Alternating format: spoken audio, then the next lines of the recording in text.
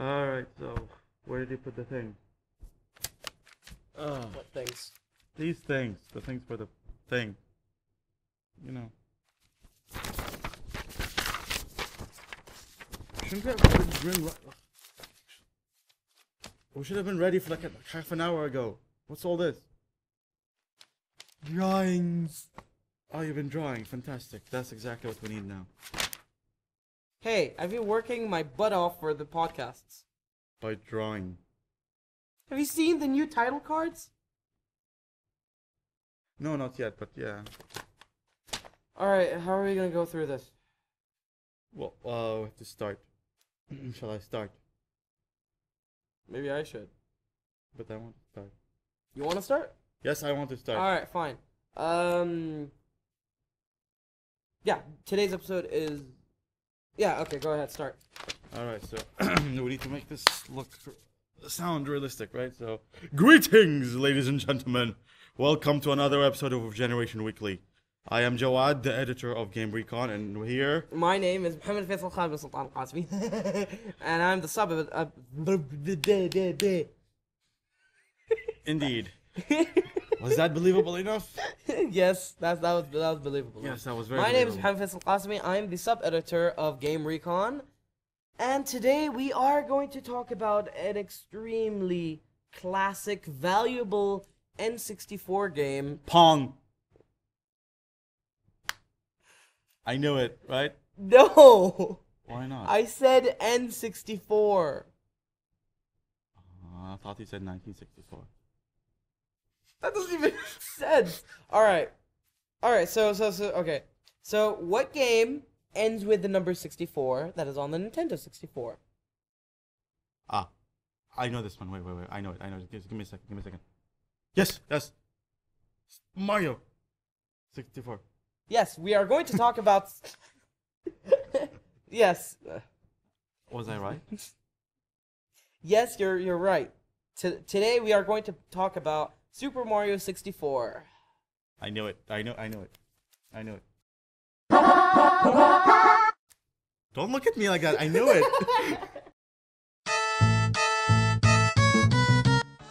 Alright, you guys know the rules. Pros, cons, verdict.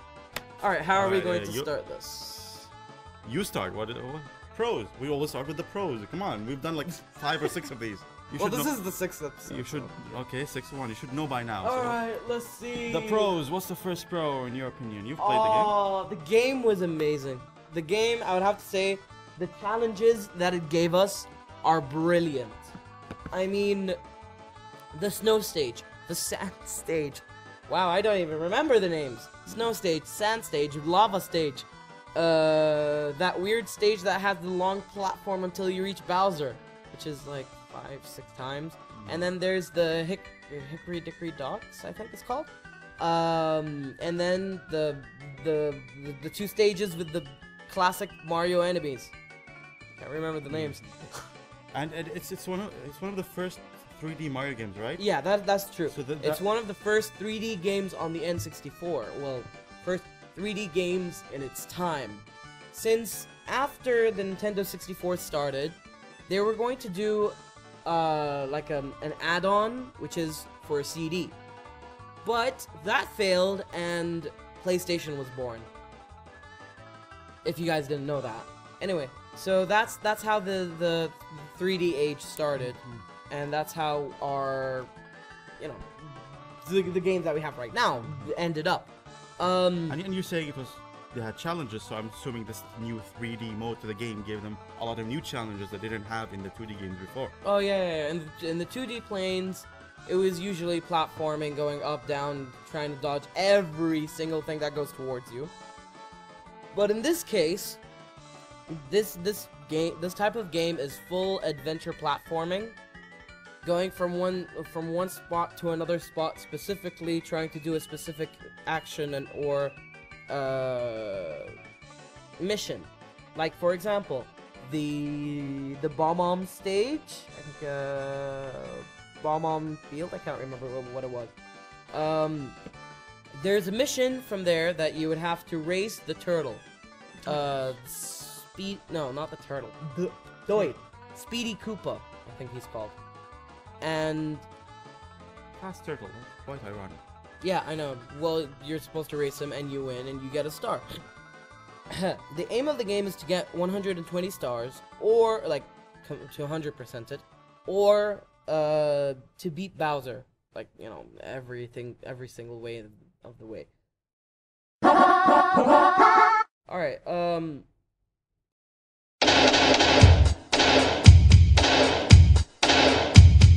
In addition to it being challenging, it was extremely colorful. And that was amazing for a 3D game that I've seen. Sure, but it's a Mario game. Mario games are usually colorful. Well, not that colorful. In this case, it was really colorful.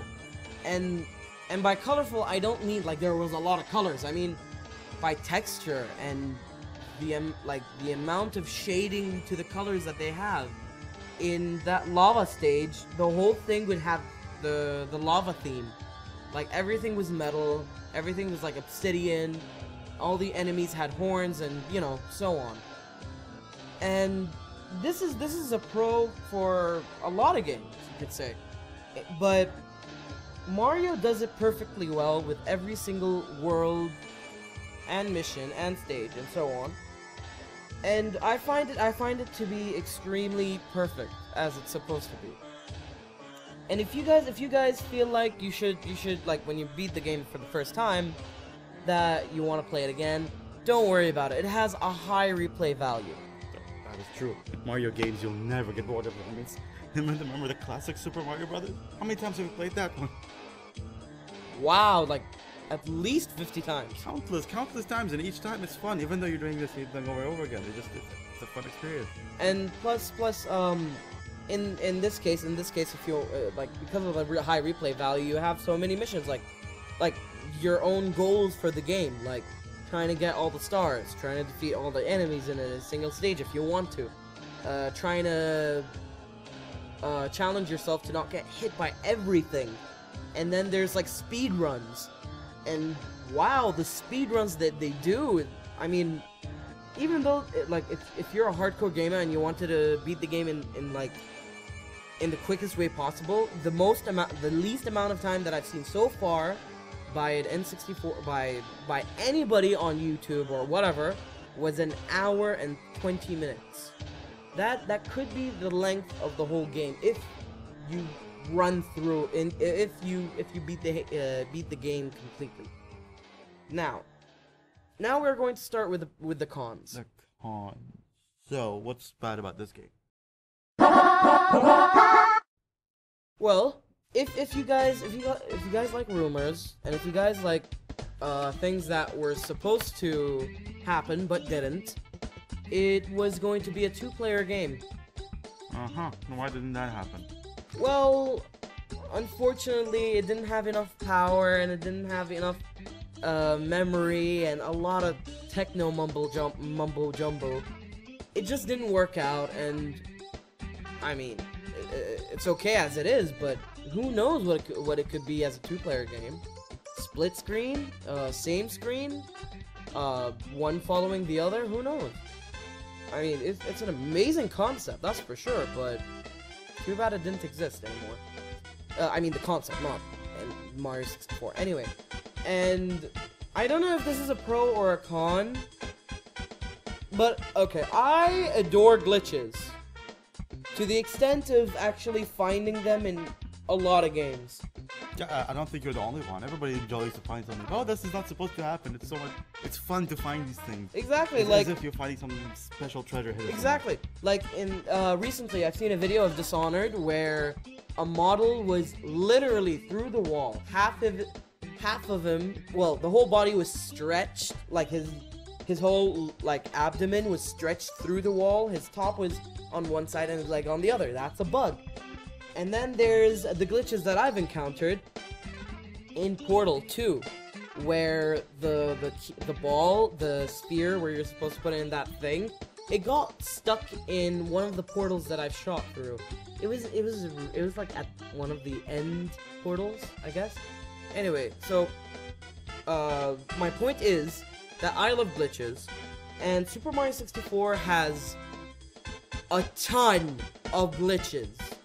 I mean, go on, like, after this podcast, go watch Super Mario 64 glitches, and you'll understand what I mean. I don't know whether this is a pro or a con. What do you think? Well, technically speaking, it is a con because the game's not working as it's supposed to be. But from a gameplay view, from a player's view, it's a, you can say it's a pro. I mean, if it doesn't ruin the gameplay experience, I mean. Oh no. Well, if you could say like, all right, guys. After this podcast, you'll see what I mean. Search Super Mario 64 stair glitch. You'll understand what I mean.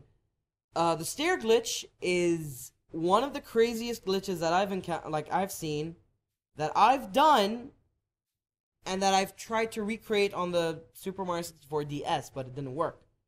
And it sort of ruins the feel of the game, but it's just too fun. Like it not exactly ruins the game. It ruins the feel of it, but extends to actually trying to discover more of them. Anyway, the final con is, well, I hate cheats.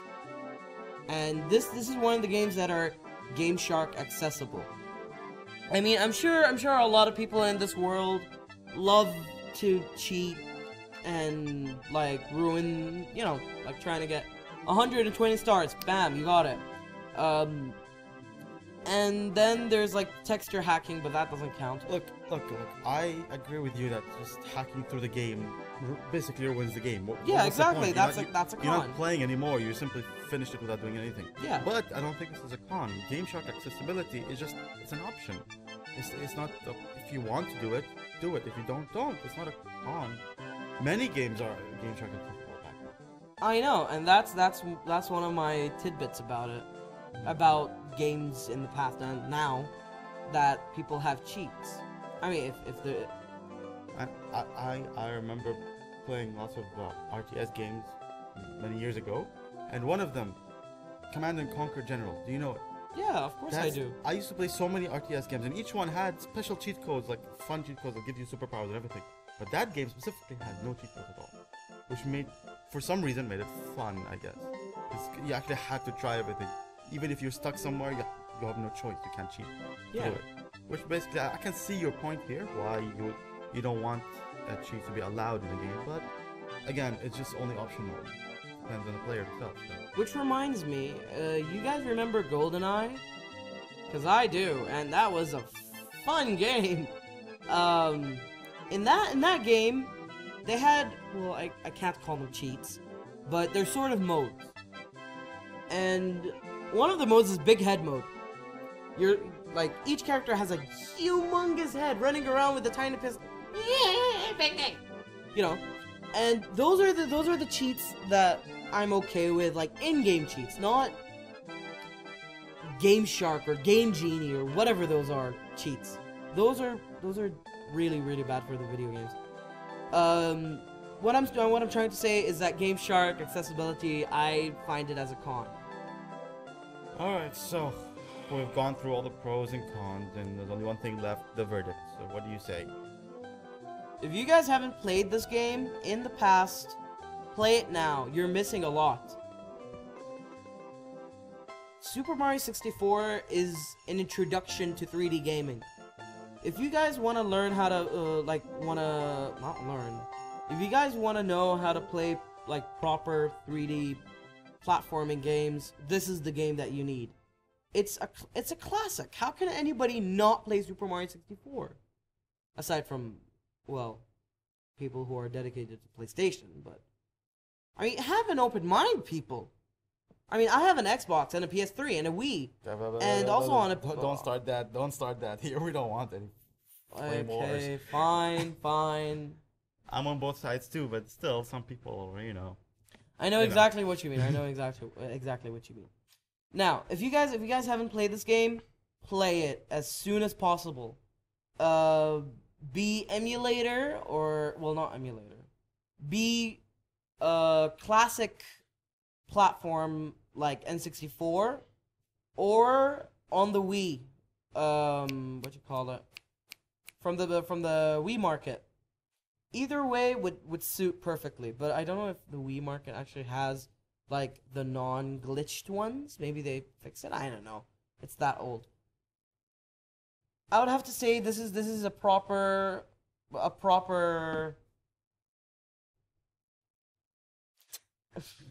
Lost for words, are you? Yeah. Proper what? This is a proper game that you guys have to play. That's the word you've been looking for? I know. Not exactly, but I was trying to say this. This is Alright. the proper. Well, whatever. You guys know what I mean. Alright then, that's enough for today, I guess. We've told them everything there is to say. Cons, pros, and verdicts, so... Alright, that's it, right? I guess... Yeah, we need to start preparing for the next one. So, thank you very much for tuning in, and tune in next week for the next one, as always. And thank you for listening. All right. Anything else you want to add before we wrap this up? Well, actually, since you guys like now have the title cards, why not suggest a title card for the next one? Like, or write down the like suggestions of what you want to actually hear. I mean, I've been working on this one. What do you think? Oh wow, that's good. I know. Wow. It's pretty good for this one. You guys will see it. You'll see it here already. I mean, it's there. But anyway, guys, suggest video games so we can review. I guess we're not technically reviewing. Not review, we're just talking about. Yeah, we're just hosts and co-hosts and technicalital defining. Yeah. Oh, okay, Gene- yeah, yes. But yeah, we can use suggestions. So whatever you think you want to hear about next, just let us know, and we can see. We'll see what we can do. All right, it's Mo And Jawad. And thank you. We'll see you next episode. Signing out. Really? Signing out.